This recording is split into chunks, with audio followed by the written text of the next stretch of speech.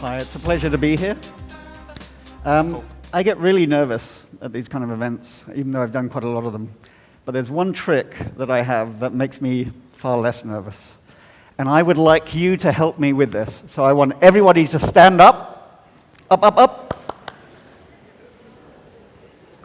It'll take less than half a minute. And I want you to put your hands apart like this. Apart, not in front of you, apart. So you're going to be in front of the people in, that's it. And you just want to stand there for 10 seconds. Let's count down. 10, 9, 8, 7, 6, 5, 4, 3, 2, 1. That's it. Thank you.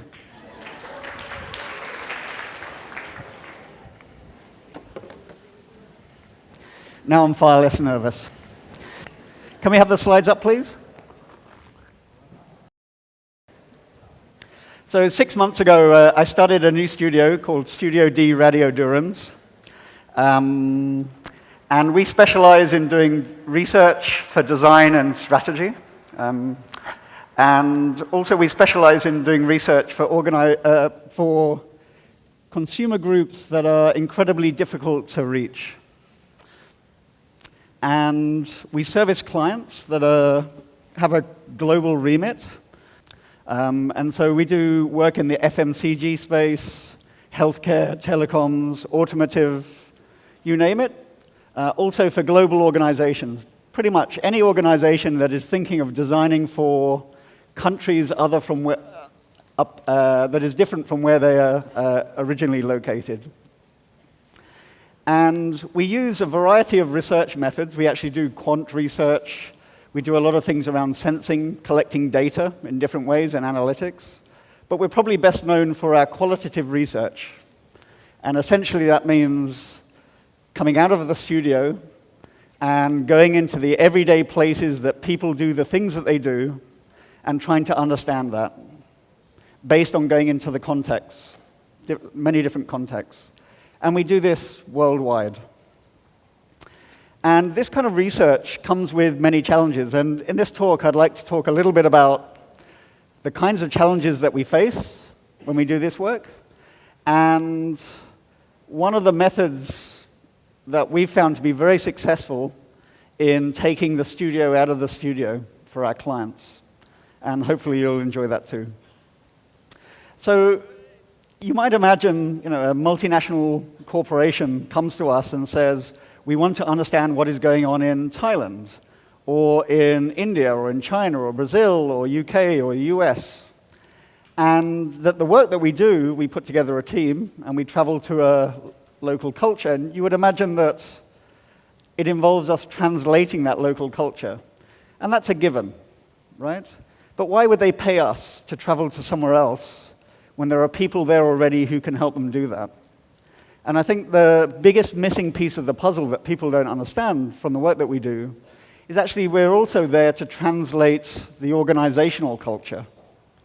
So every organization that asks us questions, we're there to understand how they see the world. And we sit somewhere between those two lines, between the local culture and the organizational culture. And if we do a good job, and it's sometimes very tricky to do that, we're able to translate both, and that's when we're most effective. Many of the organizations that we work for have their own internal design teams, and if they're, for example, they're based in Shanghai or any large urban area, they have all the distractions that you have in a corporate environment. If you think of the email, you think of the meetings, they have families to go to. It's a very positive distraction, but if you're thinking of project work, it takes them out of the zone of thinking about projects themselves.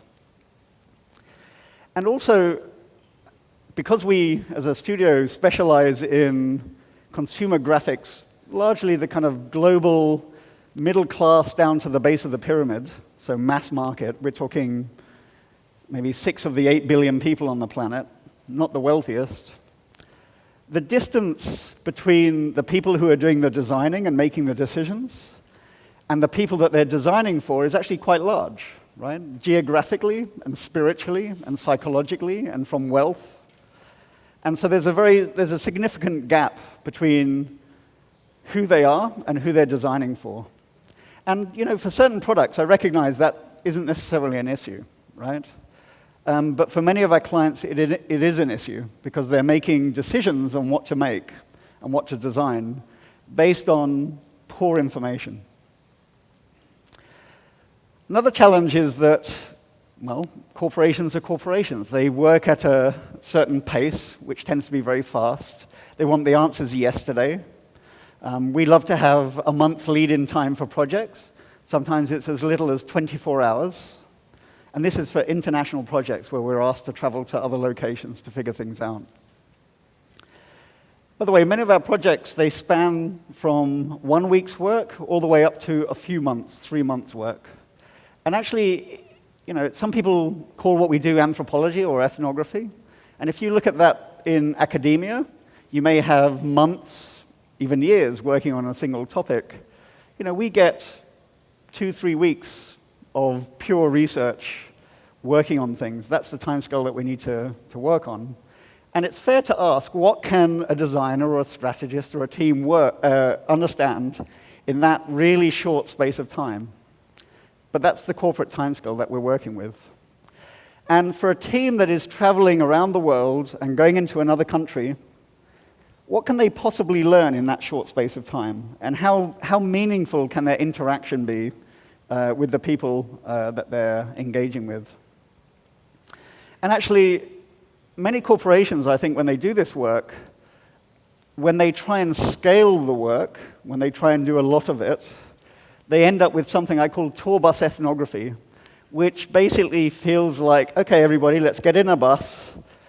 We've come to our destination. Everyone take out your camera. Let's take loads of pictures. Aren't the natives really wonderful, even if they're natives in New York or Bangkok or somewhere else?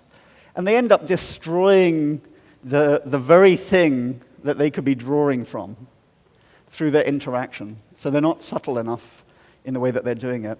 And so this is another challenge that we see, particularly with large corporate clients.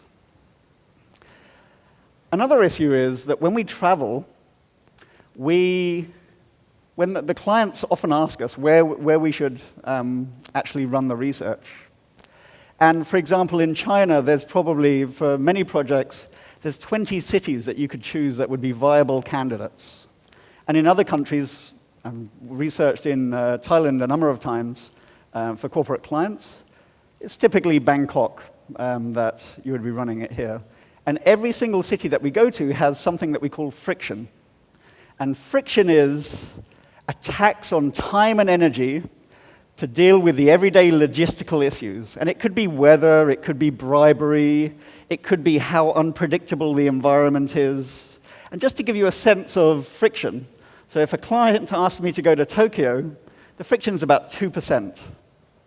You can time your journey in Tokyo down to 30 seconds.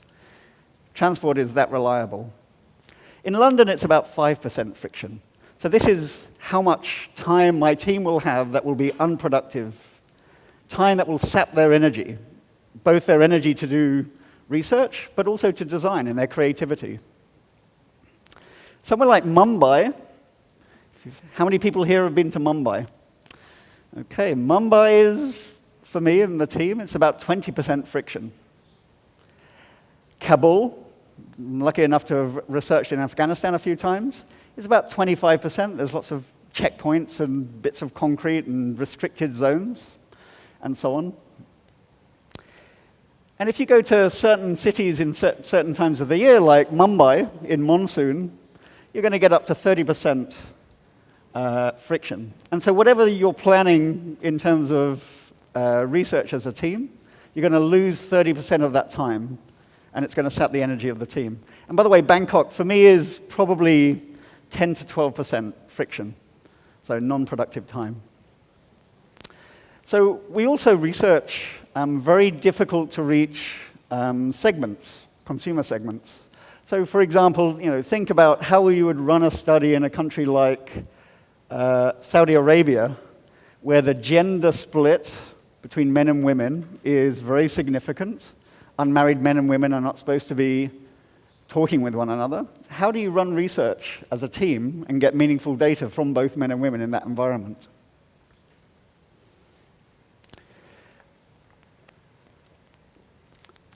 In a lot of the emerging market research for the base of the pyramid, so consumers that are between $2 and $5 a day, in many of those communities, they're very tight-knit communities.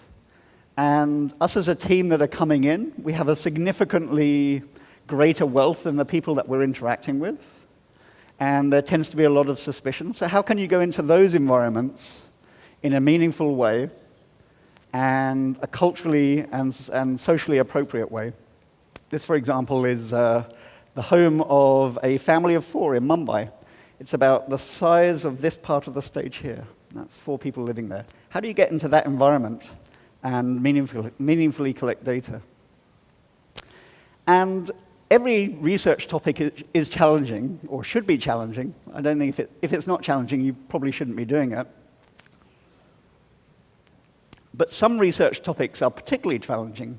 So for example, what if you're doing a project around finance? You're designing a new financial service, and you need to talk to people about money. And if I was to ask any of you in the audience what your salary is, how much your savings are, how much you've got hidden under the mattress at home, you're either not going to tell me, or you're going to tell me a distorted version of what you think I should know, right? And for every single thing that we're researching, there is a bias in how people respond. And so how do you put together different methodologies that allows you to get to this closer notion of what the truth is? And by the way, it's not necessarily a problem if there are biases. You can learn from what those biases are. If someone overinflates their income, what does that mean? What does that tell you about them and their personality and what they think they want you to know? So another issue that's really emerged in the last, I'd say 5 years in a meaningful way, is that the products and services that we're designing for, once we've done the research, are far more complex. It's service design, but it's also ubiquitous computing in the sense that the things that we're designing are fading into the background. And so we're designing for consumers, in some cases, that don't even know they're consumers. Right? How do you research that? And I would argue that probably the most interesting work that we do as a studio is the things that we spend the most talking about, the ethical and moral considerations of what we're doing.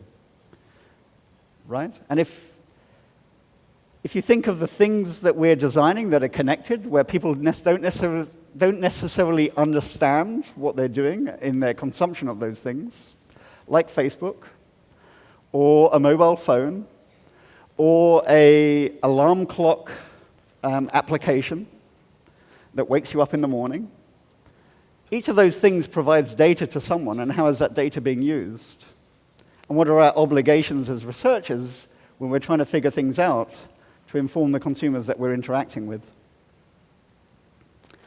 And of course, trust is probably the biggest issue when we're on the ground. When we run a project, I would like to know everything, pretty much, potentially, about every single one of you that we're interacting with. And why should you trust me? And what are the steps that we can take that will build up your trust of us? How can we earn it? And our teams are predominantly international. They're not necessarily American or British or from wherever. On the last project I run in Myanmar, our team we had 1 American, 1 Taiwanese, 1 Danish, I'm British German, and then we had 4 Myanmar local crew as well. But for the international crew that's traveling in, if you're in another country for a couple of months and you're working in a very immersed environment, you're actually fairly likely to get culture shock at some point. where you've just been overexposed to a culture and you struggle to deal with it. And it's kind of interesting that as professionals, that we travel for a living doing this, it's actually quite a taboo to talk about this issue, right? Because you're professional. So obviously it's not going to happen to you. But actually, I get culture shock every so often when I travel as well. And so how can we design a way of working that minimizes the risk of culture shock for a team? And the typical way of working is, when you work for a corporate, is you fly from your home studio, you land in a city, you get a taxi to the hotel. In the hotel, you meet your subcontractor, you meet them in the lobby, and then you travel out to interviews, you go into homes, they get you in there. At the end of that, you travel to another interview, and then you go to the hotel, and then you do that for a few days, and you don't really see the city, you just see taxis, hotels, and the people you're interacting with. And then you fly to another destination, and you do it all again, and then another destination, you do it all again, and then you go back to the studio, you report to the client, and that's the end of the project, and then you run another 5 projects in sequence. And you end up missing what I consider to be the main point of travel, which is to absorb those experiences and then to be able to meaningfully apply those experiences to the things that we're designing for. So what do we do? How do we overcome those challenges? I've been doing this for about 15 years, and I was a terrible usability engineer when I started at Nokia. And that's probably my biggest success, was being so bad at being a usability engineer, but being asked to design certain things, and not knowing how to figure out the answer. And it's through trial and error and kind of getting away with things that nobody really asked me to do that I eventually figured out how to do. And I would like to share some of that with you today. So as a studio, we actually use about 50 plus different methods. And most of you would assume that as researchers, we do a lot of interviews. And we do a lot of interviews. But actually, there's just tons of methods that we can use on any different project. And we don't have a predetermined idea of which ones we should use. We think about what the client is trying to do, and then we take it from there. But what I'd like to talk to you now is something called a pop-up studio. It's where we take the studio out of the studio. And what a pop-up studio is a live workspace that supports a very immersive team experience with the team working to a shared goal. And that shared goal, it could be to learn something that we'll then turn into design, or that we produce a report that helps us understand the user experience, or that we affect strategy. In many cases, we're bringing designers into the field, and we're actually doing many of the typical design studio practices in the field itself. So we can do prototyping and many other different activities. And step number 1, when we're running these, is instead of hiring a local agency, I love to hire local individuals. And more often than not, I do not want to hire professional researchers. I would much rather hire enthusiastic bilingual or trilingual or quadlingual students. If I'm in India, Bollywood is actually a great source of people who are very resourceful. Every country has people who basically know how to multitask. They speak multiple languages, and they have a particular view of the cities that you're going to. And I'd much rather hire those people and bring them on my team. And I actually run a service called the Fixer List. And I generally categorize the people I hire into guides and fixers. Guides can kind of help you out. They're kind of assistants. Fixers, on the other hand, a fixer, you can give them anything. If you would like to have a pink elephant standing on this stage by the end of today, a fixer will figure it out. That's what fixers do. They fix things. So number one is we hire a local crew. And if I have a crew of 3 or 4 people going into a location, I'll probably hire 2 or 3 locals to work alongside us. And the next step of that is we create something called a pop-up studio.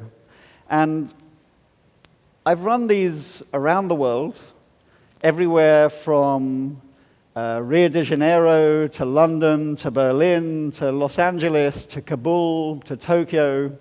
I've run a number of these in Bangkok as well. And rule number one when we're trying to figure out what that studio should be is that we think about who we're designing for and we think about their life, and we would like to move into a live workspace that maps to the people that we're designing for. So if we're running a project in Chongqing in China, and it's for middle-class Chinese consumers, we'll move into a middle-class Chinese apartment. And if we're running a project on high-income consumers in Singapore, then we'll set up a penthouse in Singapore. And if we're running a project in the slums of Mumbai or somewhere else with very low-income consumers, we'll try and set up accommodation in those communities as well. So number one is we want to get as close to the consumers that we're thinking about and we're designing for as possible. And that comes with a variety of challenges, but services like Airbnb actually make it a lot easier. The kind of space that we want to create varies depending on whether we're doing pure research, synthesis, which is reflecting on that research and trying to figure out where the value from that research is, which requires a lot more reflective space, or whether we're doing design and thinking about the kind of practical constraints of design and prototyping. So this is an example of a pop-up studio that we run in Myanmar. We just finished an 8-week project in Myanmar, and we actually set up 5 studios there. So 4 of them were 1 week each. And then this place, we set it up for 3 weeks. So we found it's actually up in the mountains. And we'd done very intensive research in much more modest places along the way. And the temptation at that point, when you've done the research, is to go to the company headquarters for the organization that we were working with, Proximity Designs, in Yangon. And I actually resisted that. And I wanted the team to spend the rest of their time in a space that they would find inspirational, right? With lots of fresh air, good, healthy food, lots of space. We, as a studio, like many of the places that you work in, you want to make use of every piece of available wall space that you can. And this is one of my team members, Lauren. She's from Austin. The studio itself didn't have internet, which is pretty much a prerequisite for most of the studios we set up. So we installed internet. Sometimes in places like Ghana, we might rent a house and it doesn't have air conditioning. So we'll knock through the walls and install air conditioning, and it's like setting up an apartment. Don't have enough beds? Go out and buy some. Need to have a different setup in the kitchen? Like want to have a fridge and a freezer and some cooking things? We go out and buy it. And that's one of the first activities that we do as a team, is we go out and we figure out what we need.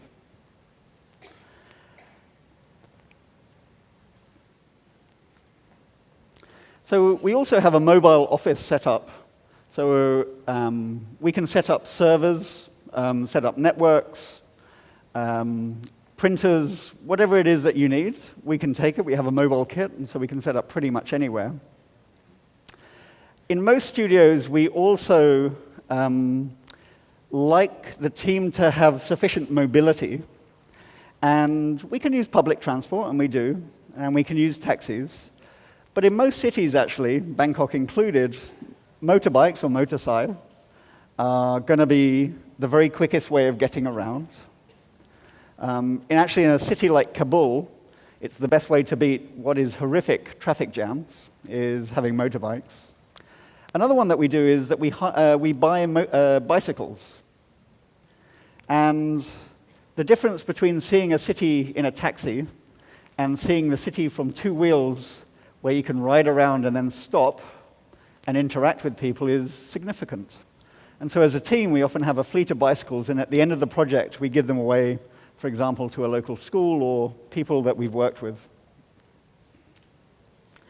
And once we've created this space, we then want to enable interaction, meaningful interaction for all the things that we need to get done, to think about the data that we're collecting, the designs that we're working on, that very iterative design process. How many people here have worked on projects of some sort, design projects? Put your hand up. Okay. So just think of all the steps that take place in any kind of project, right? If you have a Gantt chart or whatever it is, and you just think of all the different things that you need to do. And the typical way of handling that in a corporation is to create a huge amount of structure. At 10 o'clock, we're going to meet and we're going to talk about this. You're going to work on it for 3 hours, and then we're going to go on to this, and so on and so forth. And the art form with a pop-up studio is we don't work 9 to 5.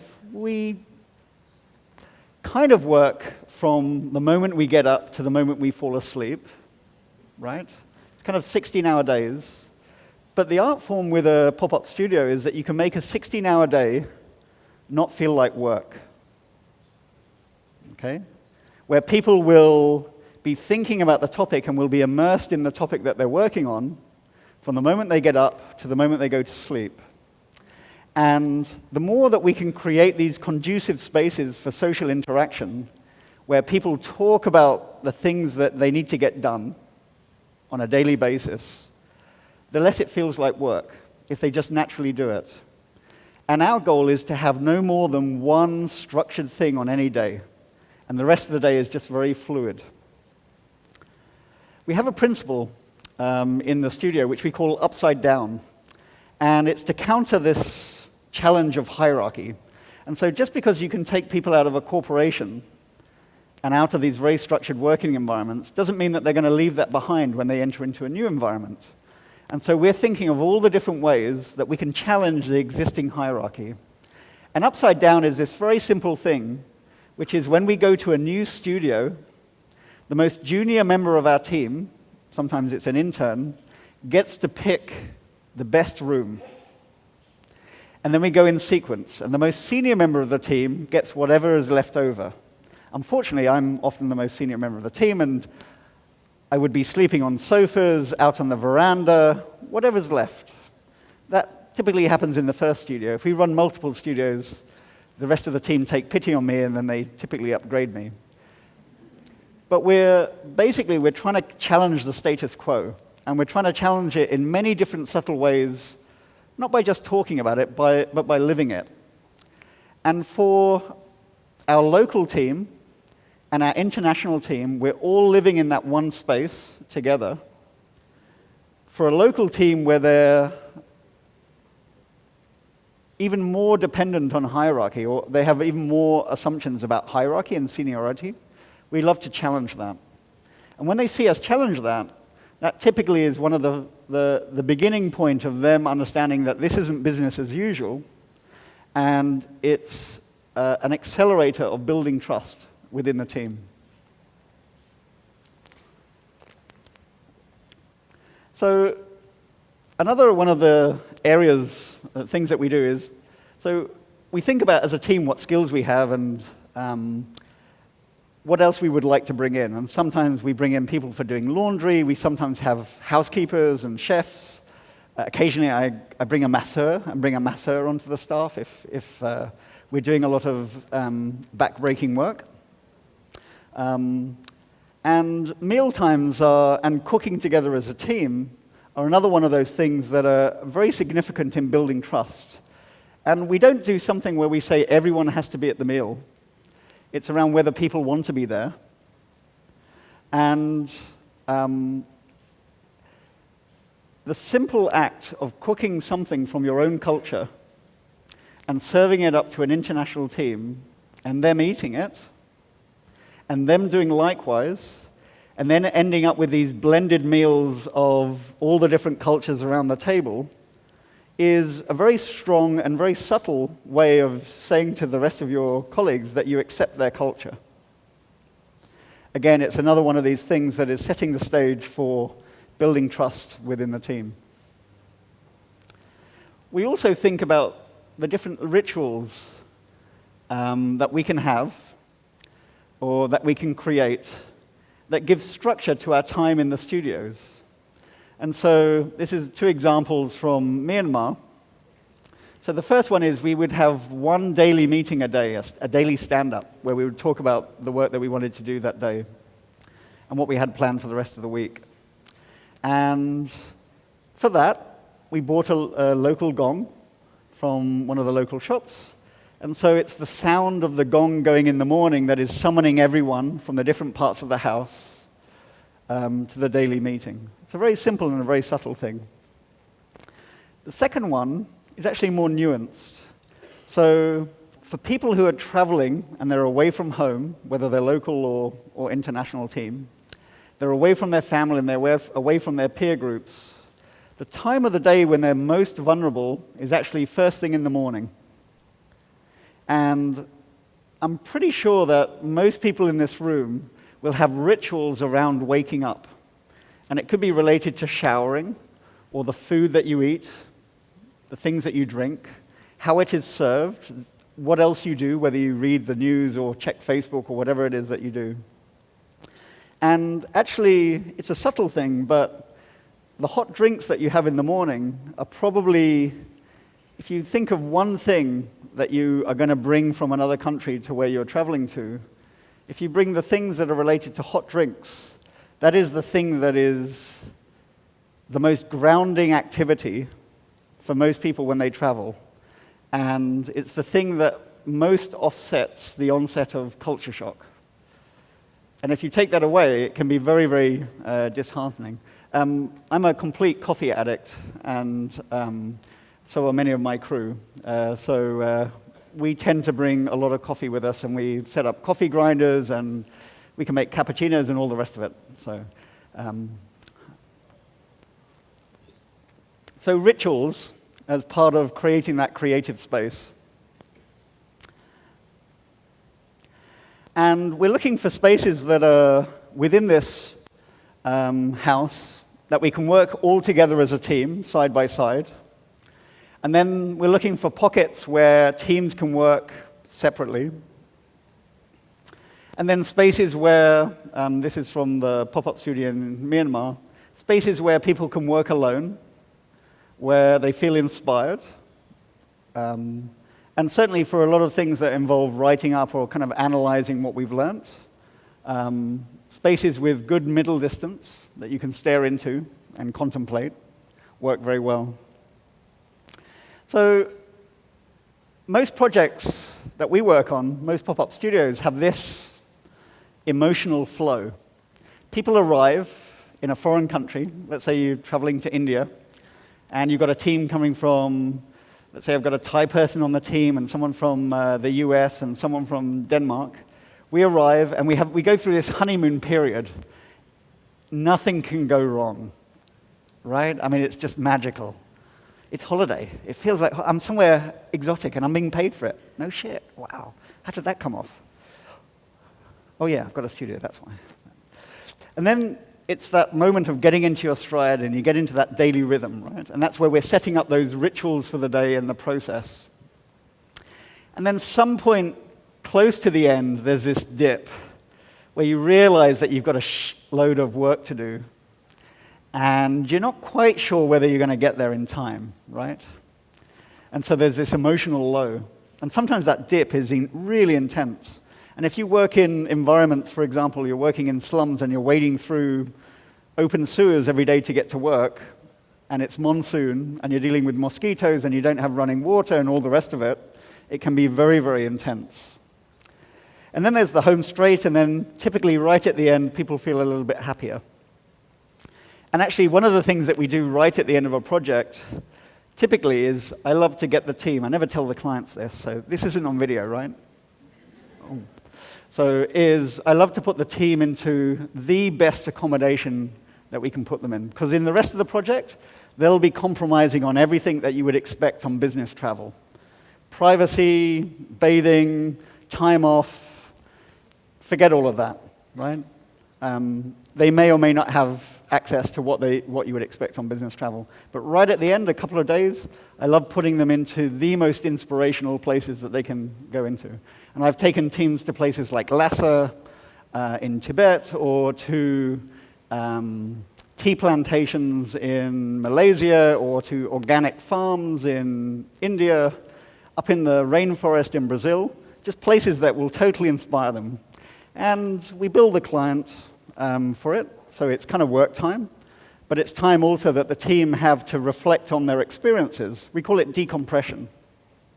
And it actually decompression serves a very useful function, which is, on a very practical level, it gives them time to understand all these experiences that they've gone through, which is pretty intensive, right? It's think of all the different research methodology and all the kind of experiences that they had. And also it allows them to start thinking about what they're going to do when they arrive home, and already start thinking of that. And one of the biggest mistakes that clients make is to get teams going straight from work, straight into the office, and then you lose a lot of the kind of essence of what it is that they've done. So there's another line, which is the individual emotional flow. And it looks like the team's emotional flow, but there's a couple of distinct things there. So the first one is something we call personal peak experience. And on every project I run, I want every member of my team to have one experience that they will remember for the rest of their life. Right? And it doesn't have to have anything to do with work, although often it does have something to do with work. And we never know quite in advance what it's going to be, but we're thinking about their own personal experience. And then the second thing is something we call exceptional everyday events. And this is just doing everyday things, but doing it in a totally different culture. So one of those things is, for example, going to a local barber's shop, or to a hairdresser, or a beauty salon, or massage parlor, or something. Something that you might do at home, but you're doing it in a totally foreign environment. And just appreciating it for what it is, and taking the time to appreciate that. So this is the individual emotional flow.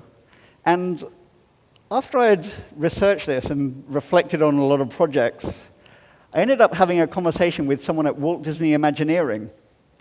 And it turned out that when they design their roller coaster rides, they design it with two things in mind. Well, they design it with thousands of things in mind, but two things that stood out that relate to this. In the roller coaster ride, they design for a personal peak experience, so some kind of peak experience in the whole thing that you will remember beyond every other up and down. And then they design the end experience.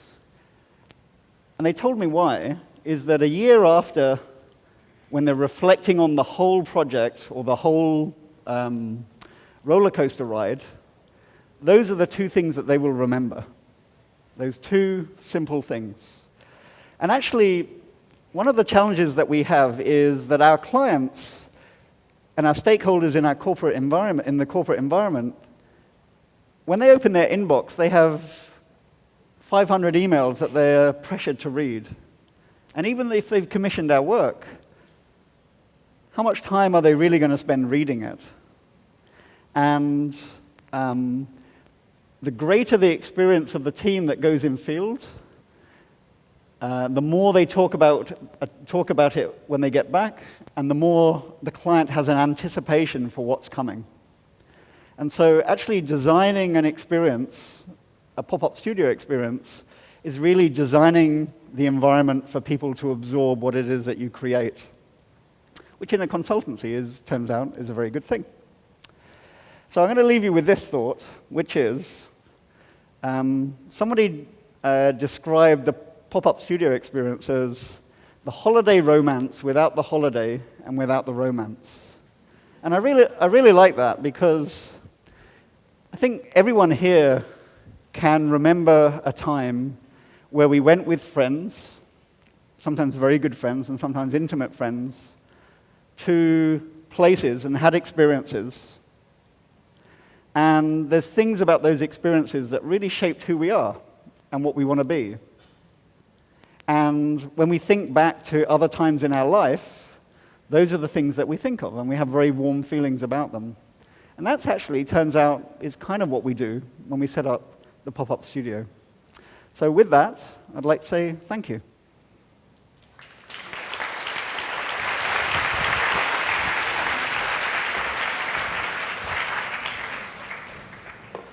When you say that there's like a romance holiday without the holiday and the romance? Without the romance? No, yeah. without the romance. And which part is the memorable part then? Well, if you think of what a holiday romance is, it's a very special experience, right? Yeah. So what we do is work, but we create something that doesn't really feel like work. Oh. So I don't know what a holiday romance is. It was a long time ago. Okay. Hello, it's interesting hearing about your team experience, but it's made me realize that what I've been doing the last few months is that, like your activity but in reverse, not in a team but solo. Mm-hmm. I'm writing a book about Bangkok, but I realized I had to go out of Bangkok to do it. And I did pretty much the same kind of process you did, setting up a mobile studio, moving stuff around to different locations. And I found it was extremely inspirational and was enabling me to break through. So I'm just wondering about how do you see the application of what you do in your team for other work environments for people who are maybe stuck in an office or they are submerged within an environment they can't leave, but how could they adopt these principles into their daily working life or into something more trapped within a location? Yeah, sure. I'm happy to admit that we're fortunate enough to travel a lot, right, and be paid to do it, which is a reward in itself in many cases, even though it is incredibly hard work. I think for anything that anyone in this room is doing, you can ask the question of, is there somewhere else I could be that's nearby where I could learn more? Is there someone I could interact with and talk to where I could learn more? And maybe if I could have someone sitting beside me, helping me ask those questions, who would that person be? And you can hire a team and you can spend $500,000 on doing that as a project. You can do it on a weekend or a Friday afternoon, and you can start going down the same path. So it's not a matter of money, it's a matter of attitude. I would like to ask you, has there been any productivity issues among your employees when you're out in the forest or traveling in some other parts of the world? Because I imagine it's a totally different environment, and sometimes I'm not sure if those kind of experiences are always related to work, and if all those experiences are not distractions instead. Okay. But personally, I would actually like to apply this to my team as well, because I'm mostly a technologist, and I manage a bunch of programmers, developers. But we can't, they sit in the office, they get bored, they don't really focus on what they should be doing, but it's always more costly to travel around. So I'm just wondering if it's like really practical in terms of being productive all the time. So, these tend to be run on projects that are 3 weeks to 2 months, right? The amount of investment that for me, it's not really worth doing a pop-up studio with less than 6 days, just the amount of time it takes to set up. But what is a pop-up studio? It's a space, right? And what we create, we put a lot of work into, and we invest a lot in it. But ultimately, you could, within the next 20 minutes, rent an apartment on Airbnb, put a team in there, and have a conversation about something, right? And if you want to call that a pop-up studio, that's fine. It's going down that route. And I think starting down that process, you then start to realize where the value is and where it's not, and you can make a decision as to whether it's worth making that investment. It's not investing a lot of money, frankly, right? Again, it's more about attitude than practicality. And the question is, what if your client already has an established methodology? How do you convince your client that your methodology of setting up a pop-up studio has more benefits or it's superior to their existing or better than their existing methodology? Okay, that's a good question. So 3 answers. So one is every single client has an existing methodology and way of doing things. But typically they're talking with you because, as with every speaker here, you're bringing something to the table that they don't have in-house. The other side of it is you just don't tell them. You just go ahead and do it. Tell them afterwards. Do you think cost has something to do with that? Sorry? Cost, is it a decision? It's actually, I didn't show it on here, but if you take a team of 4 people in a corporation and you fly them to another city and you take their daily allowance, food and drink allowance, laundry and all the rest of it, you take their hotel allowance, you take all their taxis and all the stuff that they're going to spend on that kind of stuff, renting a business room, meeting room in a hotel, you take all that pot of money, and it'll probably come to something like, for an international team, something like $10,000, $12,000 a week.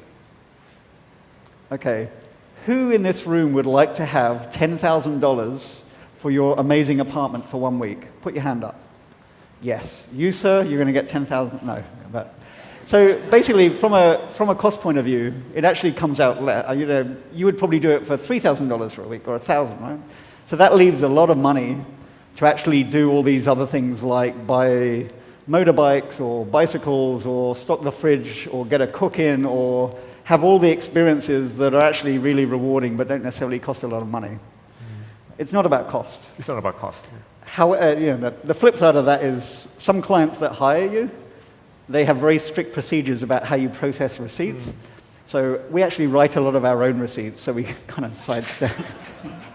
So I work in a lot of environments where we pay cash for stuff. So the question might be a little bit off topic, but in the booklet it says here that Tim Brown of EDO describes you as a Zen master of watching, listening, and uncovering the truths of human behavior. So I was wondering about the Zen part and how is there anything that is Zen-like to your approach in the work or the design that you do? I'd love to say yes, but actually no. I think I've had the opportunity to travel a lot in my life, and in that life, a lot of time to be reflective on what it is that I see around me. And I think that makes it into the approach rather than Zen in itself. So I'm going to flip the question though. So does Zen have a specific impact on the way that you work and think about the world? Yeah? Not really to me personally. No. I'll take a step back from that, which is I'm an atheist. But most people in the world believe in something. And actually, most people in the world believe in something other than the thing that you believe in, right? Fundamentally. What I have learned is, when it comes to faith, that it's something I need to understand, even if personally I don't have it. If I want to do my job well, and if my team wants to do their job well, we certainly need to understand it. So. And on that? Yep. Ladies and gentlemen, Mr. Chipchase.